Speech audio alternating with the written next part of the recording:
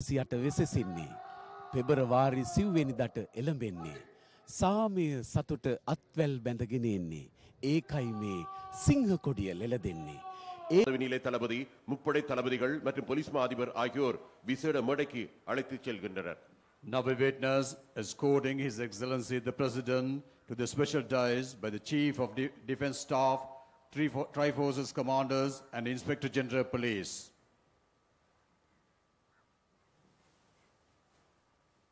හැත්තෑ තුන්වන නිදහස් සමරුවලට ආශිර්වාද කරමින් ජයමංගල ගාථා සහ දේව වස්තු කාලේන ගායනා කිරීම.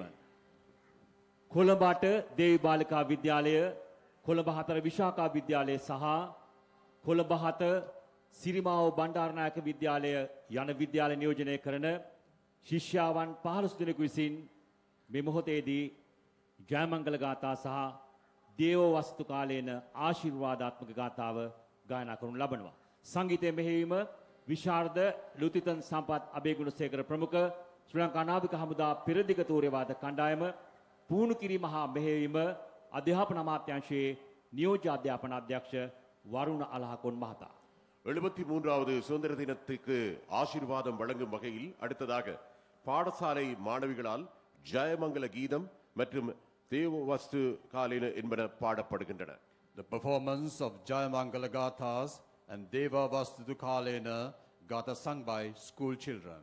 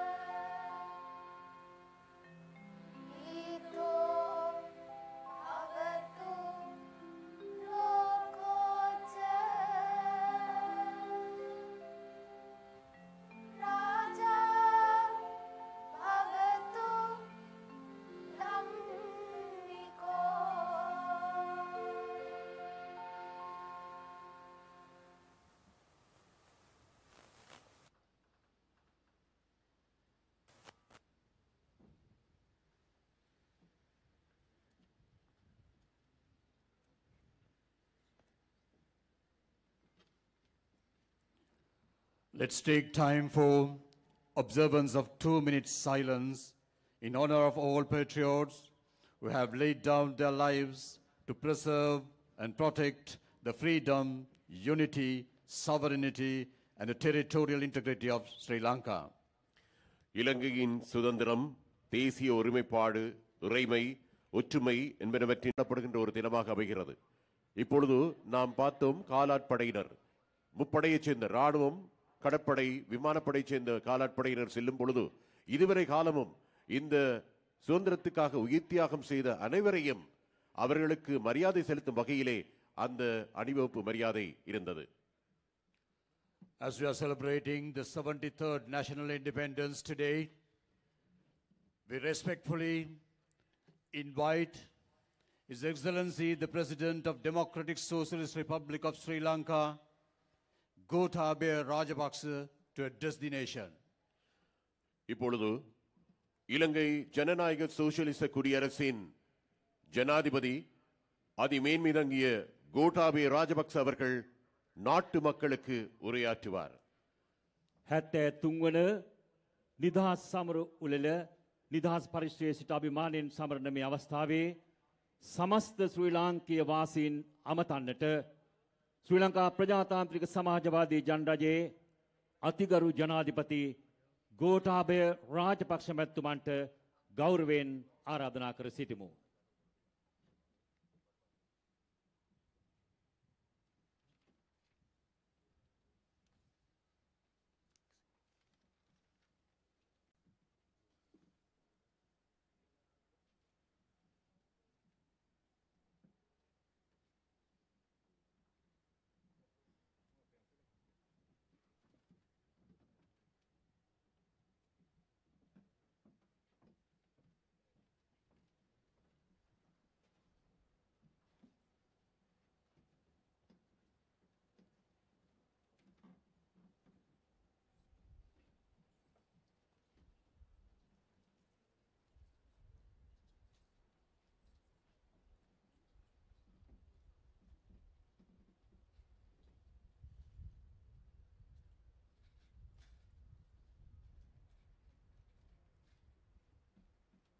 අතිපූජනීය ගරුතර මහා සංඝරත්නයන් අවසරයි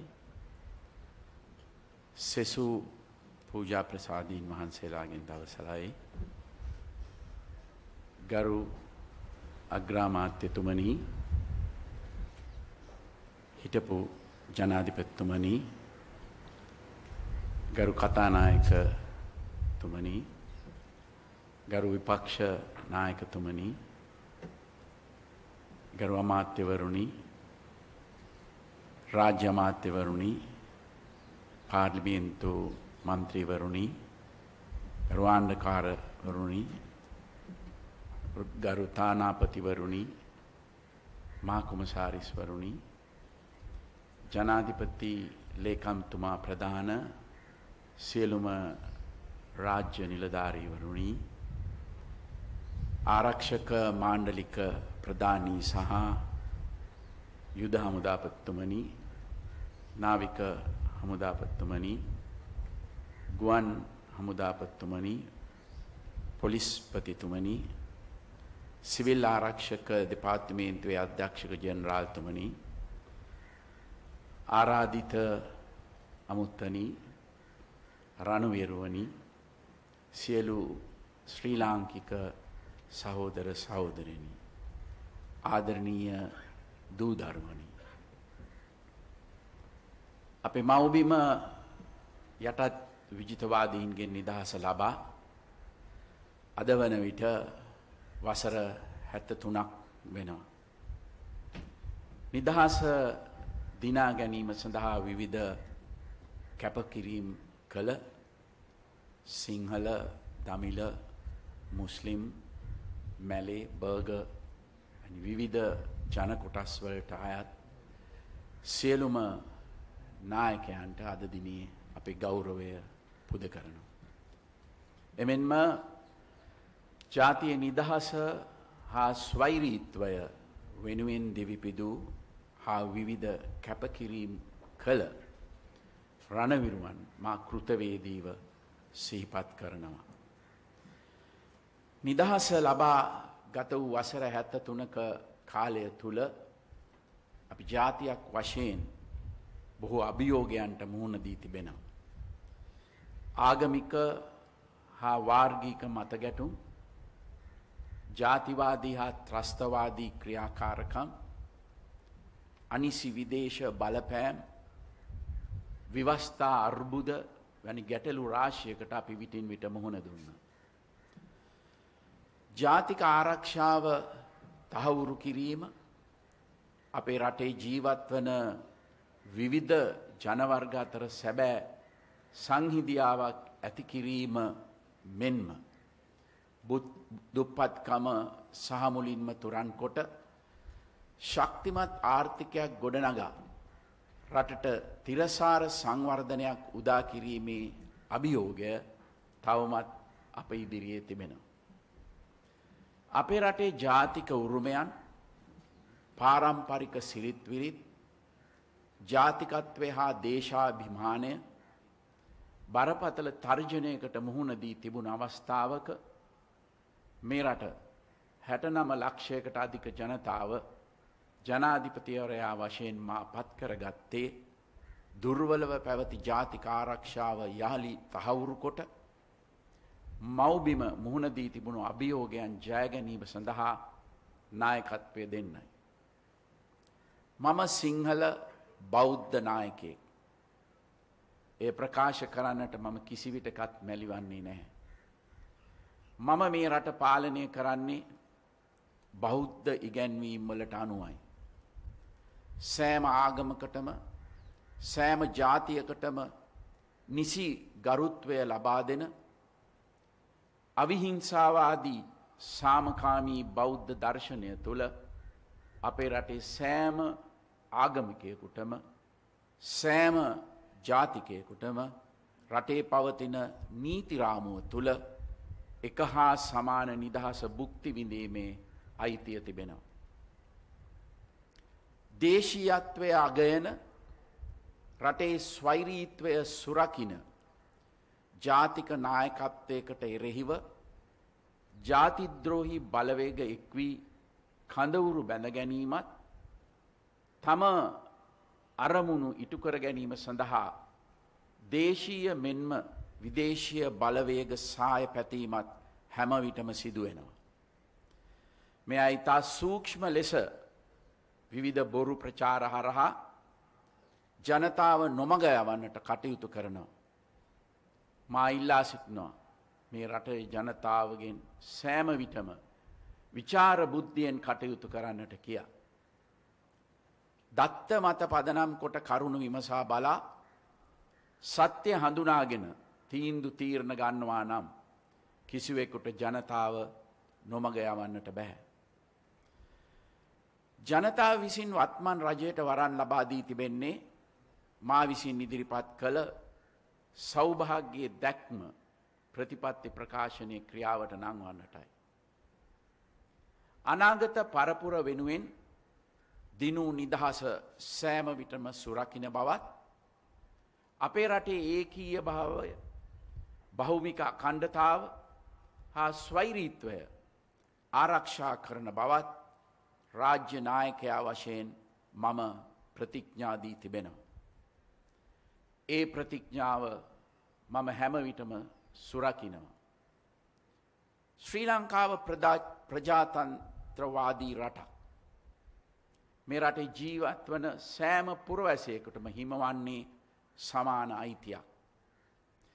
වාර්ගික හෝ ආගමික හේතුන් මත පුරවැසියන් බෙදා වෙන් කිරීමේ උත්සාහයන් අපි ප්‍රතික්ෂේප කරනවා. සියලු පුරවැසියන්ගේ මූලික අයිතිවාසිකම් හා මානව හිමිකම් ආරක්ෂා කරන අතර අපේ රටේ ක්‍රියාත්මක විය යුත්තේ එක නීතියක් යන ප්‍රතිපත්තිය වෙනුවෙන් අපි හැම විටම පෙනී සිටිනවා. නීතියේ ආධිපත්‍යයට අප සෑම විටම ගරු කරනවා. පසුගිය කාලේ දේශපාලඥයින් විසින් නීතිය ක්‍රියාත්මක කරන ආයතනවලට සහ අධිකරණයට සිදු කළ ආකාරයේ බැලපෑම් ජනතාව ප්‍රතික්ෂේප කළා. එසේ වුවත් ජනතාව නීතිය ක්‍රියාත්මක කරන නිලධාරීන්ගෙන් සාධාරණ අපක්ෂපාතී මෙන්ම කාර්යක්ෂම සේවාවක් බලාපොරොත්තු වෙනවා. ඒ අනුව ජනතාවගේ විශේෂ අවධානයට ලක්වී ඇති පාස්කු ඉරිදා ත්‍රස්තවාදී ප්‍රහාරය මහබැංකු වංචා වැනි අපරාධ සම්බන්ධයෙන් කඩිනමින් පියවර ගන්නා ලෙසට මම නීතිපති දෙපාර්තමේන්තුවට උපදෙස් ලබා දී තිබෙනවා.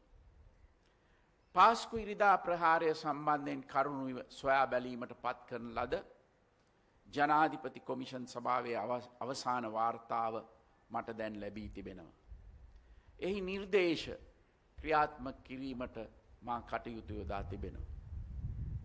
එමෙන්ම පසුගිය පාර්ලිමේන්තුව විසින් මේ සම්බන්ධයෙන් සොයා බැලීමට පත් කරන ලද ජාතික ආරක්ෂාව පිළිබඳ ආංශික අධීක්ෂණ කාරක සභාවේ නිර්දේශද සැලකිල්ලට ගනිමින් පාස්කු ප්‍රහාරයට සම්බන්ධ සෑම පාර්ශ්වයකටම එරෙහිව පියවර ගැනීමට කටයුතු කරනු ලබනවා. මේ මහා අපරාධය සැලසුම් කළහා එයට අනුබල දුන් වගකිය යුත්තන්ට නීතියට මුහුණ නොදී ගැලවී යන්නට අපි ඉඩ දෙන්නේ නැහැ.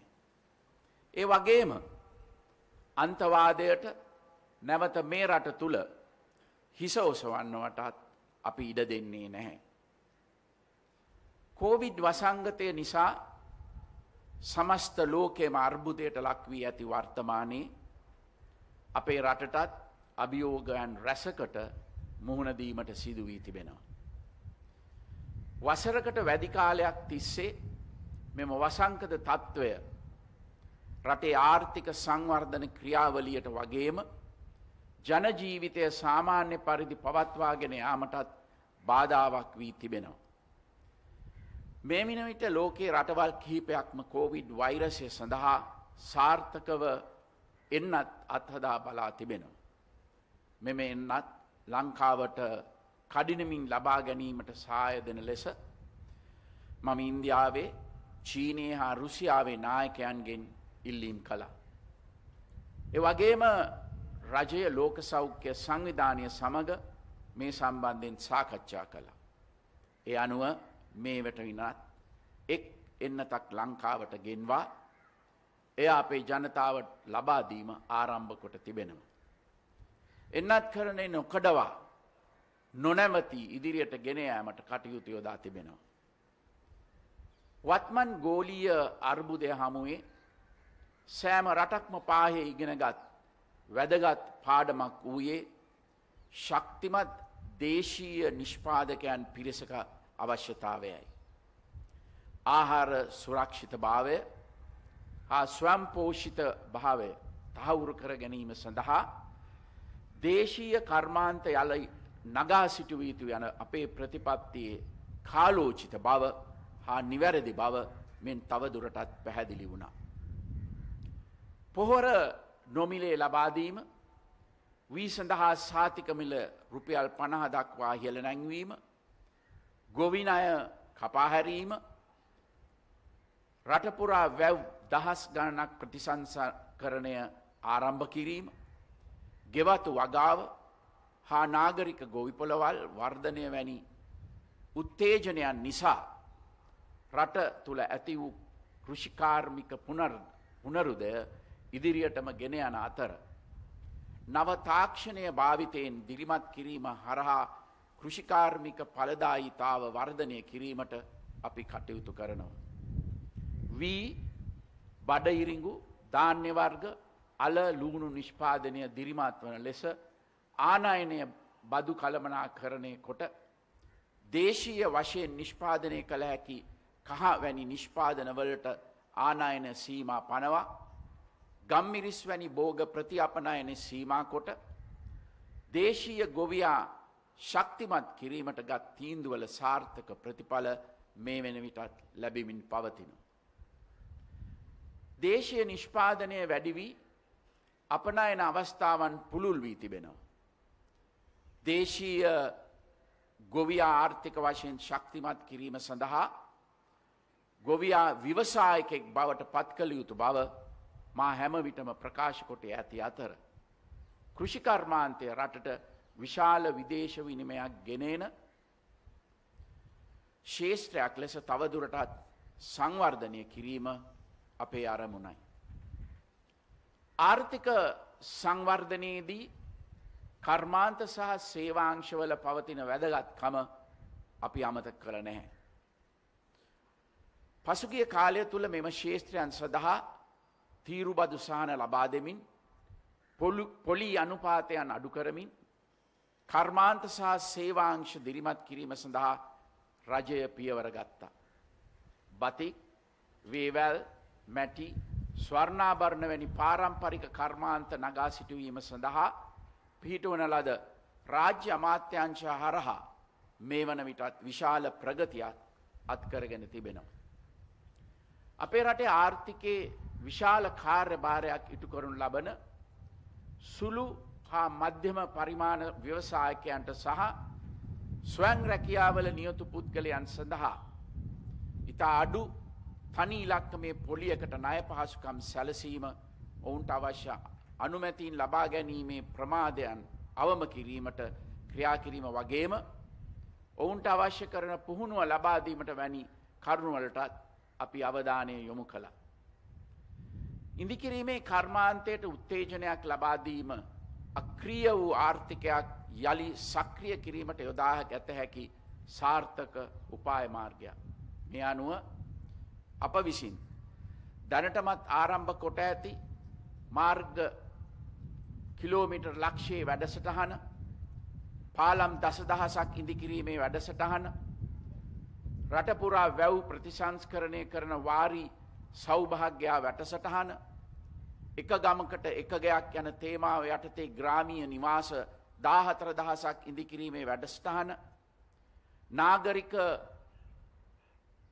පැල්පත්වාසීන්, අඩු ආදායම්ලාභීන් සහ මැදි ආදායම්ලාභීන් වෙනුවෙන් නිවාස ලක්ෂයක් ඉදිකිරීමේ වැඩසටහන, වතු ප්‍රජා වෙනුවෙන් නිවාස 4000ක් ඉදිකිරීමේ වැඩසටහන, රටපුරා ජනාකීර්ණ ප්‍රදේශවල ඇවිදින මන්තීර ගොඩනැගීම වැනි ව්‍යාපෘති මහජන සුබසාධනයට හේතු වෙනවා මෙන්ම ආර්ථිකය යලි සක්‍රිය කිරීමටත් ඍජු දායකත්වයක් සපයනවා.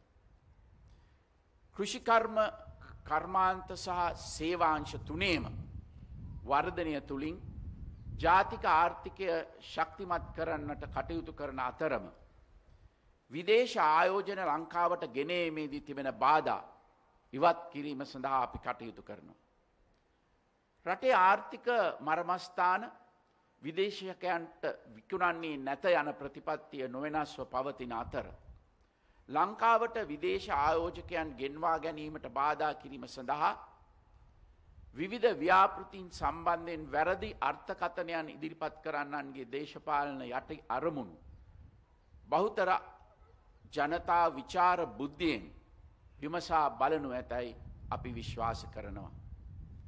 අපේ රටේ ජනතාව මෙන්ම දේශීය හා විදේශීය ව්‍යාපාරවලට බලපාන යල් පැනගිය නීති රීති හා රෙගුලාසි වෙනස් කිරීමටත් ඒවා යාවත් කාලීන කිරීමටත් මම දැන් විශේෂ ජනාධිපති කාර්ය සාධක බලකායක් පිහිටවා තිබෙනවා.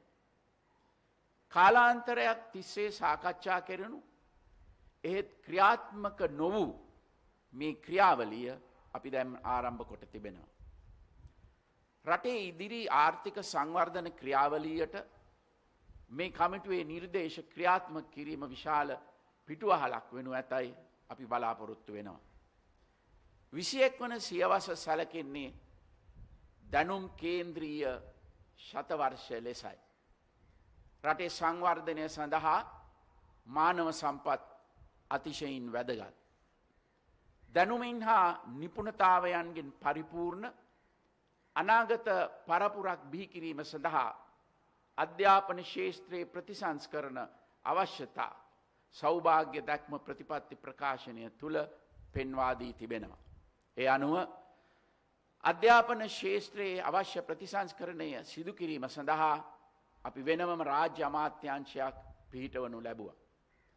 මෙම ප්‍රතිසංස්කරණ සිදු කිරීම සඳහා අවශ්‍ය විශේෂඥ සහාය ලබා ගැනීම අරමුණු කර ගනිමින් කාර්ය සාධක බලකායන් දෙකකුත් පිහිටවනු ලැබුවා. මේ අය විසින් ලබා දෙන නිර්දේශ ක්‍රියාත්මක කරන කිරීම මේ වෙන විටත් ආරම්භ කොට තිබෙනවා. දැනටමත් විශ්වවිද්‍යාලවලට ඇතුළත් කරගන්නා සිසුන් ප්‍රමාණය මේ වසර තුළ 10,000කින් එනම් 30%කින් ඉහළ නංවා තිබෙනවා. රජයේ තාක්ෂණ විද්‍යාලවලට ඇතුළත් කරගන්නා සිසුන් ප්‍රමාණය ලක්ෂයේ සිට 2 ලක්ෂය දක්වා වැඩි කරන්නට ප්‍රතිපාදන වෙන් වී තිබෙනවා. විශ්වවිද්‍යාලවල ධාරිතාව වැඩි කිරීම සඳහා නගරාශ්‍රිත විශ්වවිද්‍යාල පද්ධතියක් සෑම දිස්ත්‍රික්කයක්ම ආවරණය වෙන පරිදි ඉදිකිරීමට අනුමැතිය තිබෙනවා. අධ්‍යාපන ප්‍රතිසංස්කරණ යෝජනා වේගවත්ව ක්‍රියාත්මක කිරීමට අප කටයුතු කරනවා.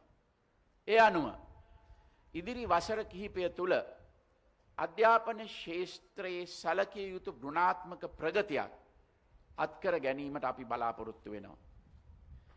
නූතන ලෝකයේ තුළ අපේ ආර්ථික අරමුණු යථාර්ථයක් කිරීමට නම් අප රට තුළත් නව තාක්ෂණයෙන් සන්නද්ධ සමාජයක් බිහි කළ යුතුමයි.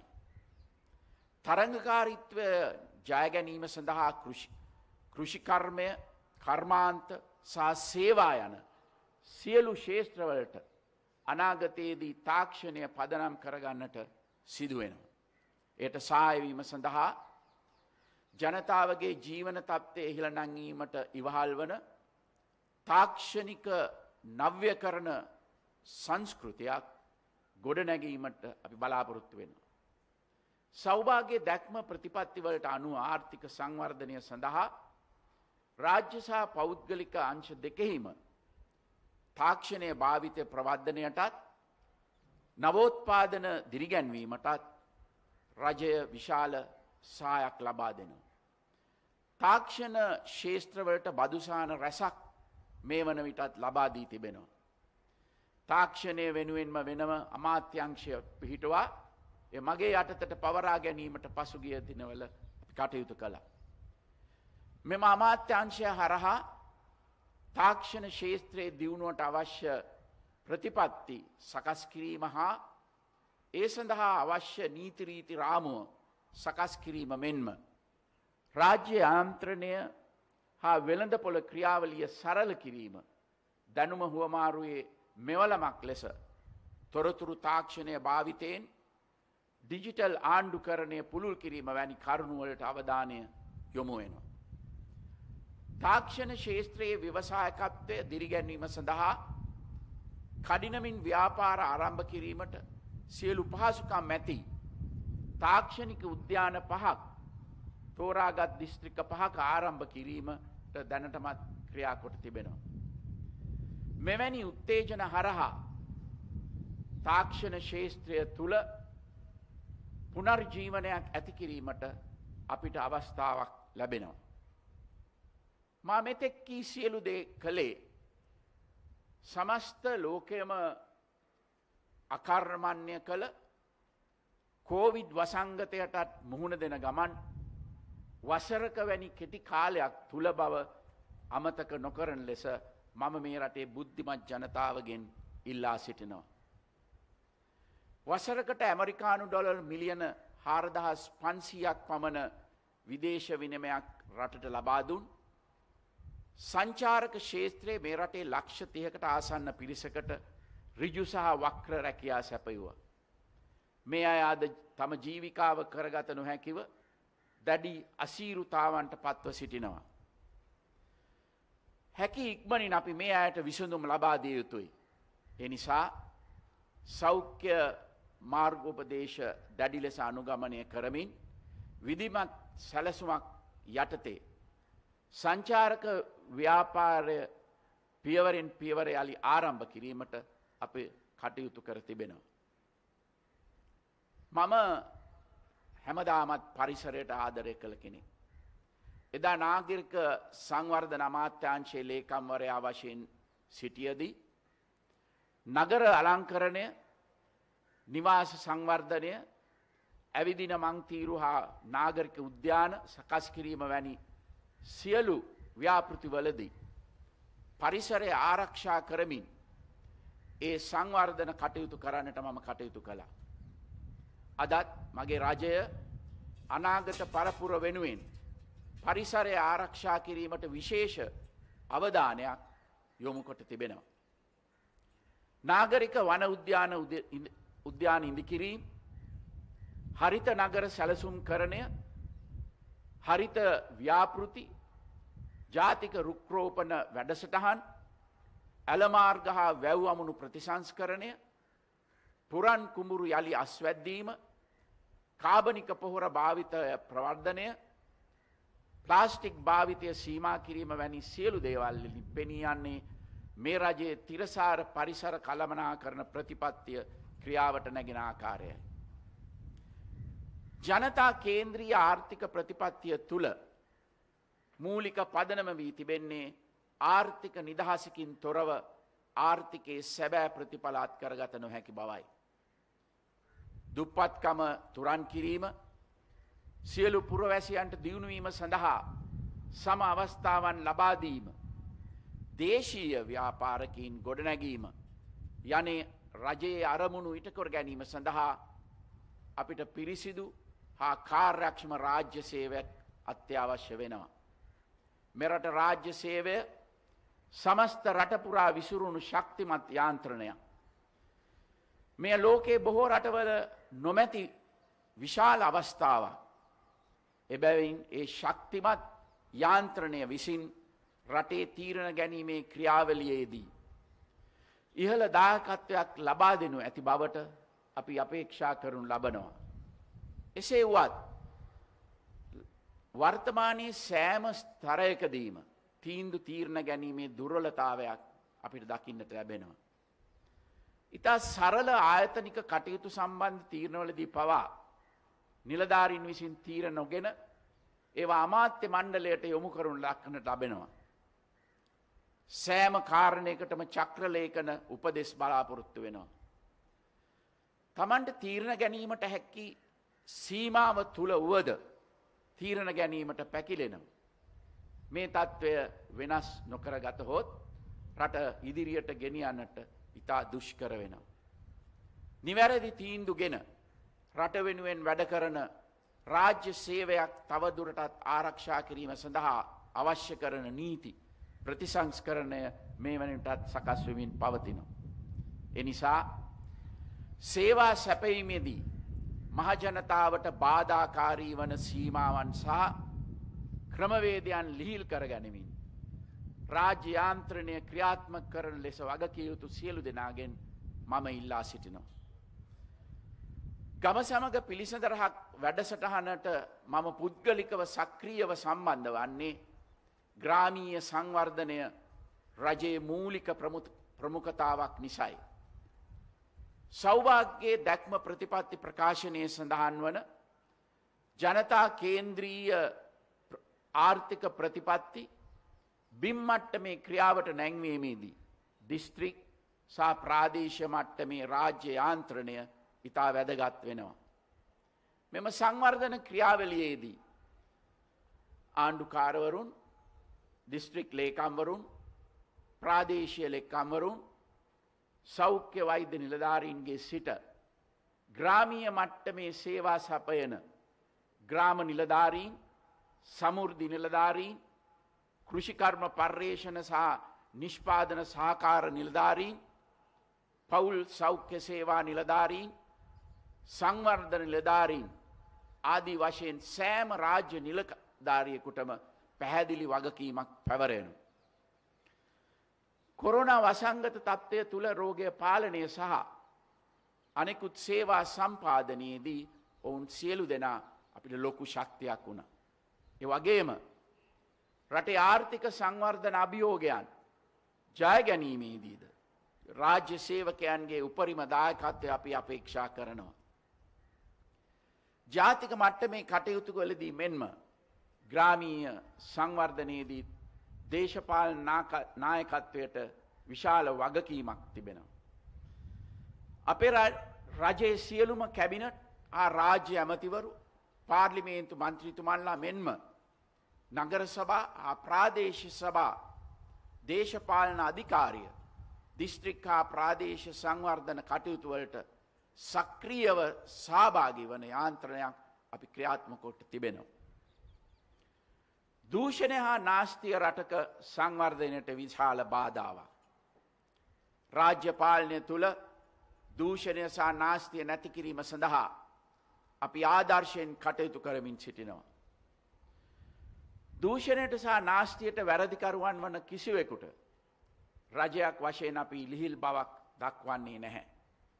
කෙසේ වෙතත් වර්තමානයේ රාජ්‍ය අංශ තුළ දූෂණය නතර කිරීමට විශාල බාධාවක් වී ඇත්තේ කැමැත්තෙන් හෝ අකමැත්තෙන් ජනතාවත් මේවාට වක්‍රාකාරව සහාය ලබා දීමයි. එනිසා මම ජනතාවගෙන් ඉල්ලා සිටිනවා දූෂණයට ඍජුව හෝ වක්‍රව සහාය නොදක්වන ලෙස. යම් කිසි පුද්ගලයෙක් දූෂණයට සම්බන්ධ නම් ඒ සඳහා ඔබව පොළඹවනා නම් අදාළ ආයතන දැනුවත් කරන්න. දූෂණය හා නාස්තිය නැති කිරීමට රට පුරා සමාජ මතයක් නිර්මාණය කරන්න එකතු වෙන්න කියලා මම ඔබට ආරාධනය කරනවා. අපේ අනාගත පරපුර පවා මේ සම්බන්ධයෙන් දැනුවත් කළ යුතුයි. ඒ සඳහා මාධ්‍ය වලින් ලැබෙන සහායක් අපි අගය කරනවා. මා ජනාධිපති කරවීම සඳහා තමන් වෙහෙස වූ බව විවිධ පාර්ශව ප්‍රකාශ කරනවා. එය සත්‍යයක් විය හැකියි. සමාජයේ සෑම පැතිකඩක්ම නියෝජනය කරන ජනතාව මාවට රොක් වී මට සහාය දුන්නා. මා විශ්වාස කරනවා බහුතරයක් එසේ කළේ පෞද්ගලික වාසි තකා නොව රට වෙනුවෙන් සේවයක් මගෙන් බලාපොරොත්තු වූ නිසයි කියා. එසේ අවංක චේතනාවෙන් මට සහාය දුන් ජනතාවගේ පොදු අපේක්ෂාවන් ඉටු කරන්නට මම හැම විටම කටයුතු කරනවා. නමුත් පෞද්ගලික හෝ ව්‍යාපාරික අවශ්‍යතා ඉටු කර ගැනීමයි පටු චේතනාවෙන් මට සහාය දුන් අය සතුටු කිරීම සඳහා රටට අහිතකර තීන්දුව ගන්නට මම කිසිවිටකත් සූදානම් නැහැ. ඉතිහාසය පුරා ශක්තිමත් ශිෂ්ටාචාරයන් ගොඩනැගුවේ රටවල් සංවර්ධනය කළේත් අනාගතය දෙස ධනාත්මකව බලා ඉලක්ක හඹා ගිය මිනිසුන් විසින්. අපේ රටේ සංවර්ධනය සඳහාත් මේ මොහොතේ අවශ්‍ය වන්නේ එවැනි චින්තනයක්. අනෙකුත් අය විසින් කරන හැම දෙයකම වැරදි පමණක් දකින සමාජයක් වෙනුවෙන් තමන් කිසිවක් නොකරන සර්ව අසුභවාදීන්ගෙන් රටේ ප්‍රගමණයට කිසි දායකත්වයක් ලැබෙන්නේ නැහැ. අද අපට අවශ්‍ය වන්නේ රටට ආදරය කරන සමාජයට වැඩදායි විවේචනය පසකලා ගැටලුවලට ප්‍රායෝගික විසඳුම් ලබා දෙන ධනාත්මක පුරවැසියන්ගේ ආශිර්වාදය හා සහායයි. ඵලදායි පුරවැසියෙක් සතුටින් ජීවත් වන පවුලක් විනයගරුක ගුණගරුක සමාජයක් සෞභාග්‍යමත් දේශයක් කියන මූලික අරමුණු ඉටු කර ගැනීම සඳහා අපි කැප වී සිටිනවා. අපේ රටේ බහුතර ජනතාව ඔවුන්ගේ නිසි දායකත්වය ලබා දුන්නොත් ඒ අරමුණු ඉටු කරන්නට පුළුවන්. ඒ නිසා ධනාත්මක ආකල්ප සහිතව ඔබේත් මගේ දූපුතුන්ගේ අනාගතය ගොඩනැගීම සඳහා අප සමග එකතු වෙන ලෙස මේ රටේ සියලු පුරවැසියන්ට මම යලිත් ආරාධනය කරනවා. ඔබ ඉල්ලා සිටි නායකයා මමයි. ඔබ මට බාර දුන් වගකීම මම නොපිරිහෙලා ඉටු කරනවා. තෙරුවන් සරණයි. ඔබ සැමට ස්තුතියි. අතිගරු ජනාධිපතිතුමාගේ ජාතිය ඇමති. අද අපි මහත් අභිමානයෙන් සමරුන් ලබන්නේ 73 වන ජාතික නිදහස් දිනයයි. එදා 1815 රට කිවිසුමෙන් ඉංග්‍රීසියට නතු කර දුන් අප මාතෘ භූමිය නිදහස් කර ගැනීමේ දැවැන්ත අරගලයේදී ජීවිත පූජා කළ විරුවන්ගේ ලෙයින් මේ මව්බිම තෙත් වූ බව අපි හොඳින් දනිමු. වාරිය පොළ ශ්‍රී සුමංගල මාහිපාණන් එදා ඉංග්‍රීසි කොඩිය පාගා දමා ශ්‍රී ලංකා ධජය ඉහළට ඔසවමින් මෙම අරගලයේ ප්‍රථම වෙඩිමුරේ තැබූ අයුරු මතකයට නංවා ගනිමු. ඉන් අනතුරුව 1818 දී ඇහැලේ පොළ මහාධිකාරම්තුමා මොනරවිල කැප්පිටිපොළ නිලමේතුමා මෙහෙය වූ උඩරට කැරැල්ල 1823 කහවත්තේරාල ආරම්භ කළ කැරැල්ල 1826 දී කොබ්බෑකඩුව දිසාපත්තුමා ආරම්භ කළ බින්තැන්නේ කැරැල්ල 1835 දී රතනපාල මාහිමියන්ගේ උපදෙස් අනුව ඇඹුල්මී ගමගේ නායකත්වයේ දරූ මල්වතු විහාරයේ කැරැල්ල ගිරානේගම ඉන්ද්‍රජෝති කුඩාපොළ රාහුල මාහිමියන්ගේ උපදෙස් අනුව 1848 වීර පුරන්නප්පු සහ ගොංගාලේගොඩ බණ්ඩා ආරම්භ කළ මාතලේ කැරැල්ලත් අප මාතෘ භූමියේ නිදහස වෙනුවෙන් ආරම්භ කළ ජනතා අරගලයන් ලෙස හැඳින්විය හැකිය. මේ අරගල වලින් පණ පෙවුණු ශ්‍රී ලාංකීය පුරවැසියන් නිදහස සාක්ෂාත් කර ගැනීම සඳහා ජීවිත පූජාවෙන් කැපකිරීම සිදු කළේය. පොන්නම්බලම් රාමනාදන්, W.A. ද සිල්වා, F.R. සේනානායක ආදී පිරිසක් ආරම්භ කළ ප්‍රතිසංස්කරණ සංගමය නිදහසට යම් පිටිවහලක් වුවද ඊටත් එහා ගිය ශක්තිමත් බලවේගයක් ලෙස රාජනීතිඥ E.W. ජයවර්ධන මැතිතුමා ජාතික සංගමයේ බිහි කරමින් දිගින් දිගටම උද්ඝෝෂණය කරන ලද්දේ ඉංග්‍රීසි පාලනයෙන් මාතෘ භූමියේ නිදහස් කර ගැනීමටයි. මේ උද්ඝෝෂණවල ප්‍රතිඵලයන් ලෙස 1920, 1923, 1927 වර්ෂවල සිදු වූ ව්‍යවස්ථාමය වෙනස්කම් දැක්විය හැකියි. 1927 ඩොනමෝර් කොමිෂන් සභාවේ නිර්දේශ අනුව අපට සර්වජන ඡන්ද බලය හිමි විය. 1931 දී රාජ්‍ය මන්ත්‍රණ සභාව පිහිටුවමින් ප්‍රජාතන්ත්‍රවාදී නිදහස් සටන පණ ගන්වන්නට අතීත විරුවන් සමත් විය. 1947 ජුනි 4 වෙනිදා ශ්‍රී ලංකාවේ පාලන කේන්ද්‍රස්ථානය වූයේ මේ රාජ්‍ය මන්ත්‍රණ සභාවයි. මේ සියලු ක්‍රියාදාමයන් ඔස්සේ 1948 පෙබරවාරි 4 වනදා ශ්‍රී ලංකාව නිදහස් රාජ්‍යයක් බවට පත්විය. ඩී.එස්. සේනානායක මැතිතුන් නිදහස් ශ්‍රී ලංකාවේ ප්‍රථම අගමැතිවරයා ලෙස එදා කටයුතු කළ අතර එතෙන් සිට නිදහස් නිවහල් දේශයක් ලෙස අප ලැබූ නිදහස වසර 73ක් පුරා විවිධ සතුරු බලවේගවලට මුහුණ දෙමින් ඒවා ජයග්‍රහණය කරමින් ඉදිරියට ගලාගෙන ආවා. දිනාගත් නිදහස විවිධ අයුරින් අහිමි කරන්නට යත්න දරන දෙස් විදෙස් පරගති බලවේගවලින් අප මාතෘ භූමිය නොඑක්වර පීඩාවන්ට ලක්විය. මව්බිමේ ත්‍රස්තවාදය පරාජය කරමින් සාමය උදා කිරීමට අපකැපූ දේශපාලන නායකත්වය මව්බිමේ සුරක්ෂිත බව තහවුරු කර තිබීම ජාතියේ වාසනාවක් නොවන්නේද? එහෙත් අද ක්‍රියාත්මක වන විජාතික බලවේගවලට යලි එකවන්න මුහුණ දෙමින් අප මව්බිම ආරක්ෂා කර ගැනීමට තරයේ සිතට ගත යුතු බව මේ 73 වන නිදහස් සමරුව මැනවින් පසක් කරනු ඇත. ඉසුරුමත් හෙට දිනක් සෞභාග්‍යවත් මව්බිමක් බිහි කළ හැක්කේ ඒ උදාාරතර හැඟීම් සමුදාය හදවතේ රඳවාගෙන රට ඉදිරියට ගෙන යන වත්මන් රාජ්‍ය නායකත්වයට බව අප පසක් කරගෙන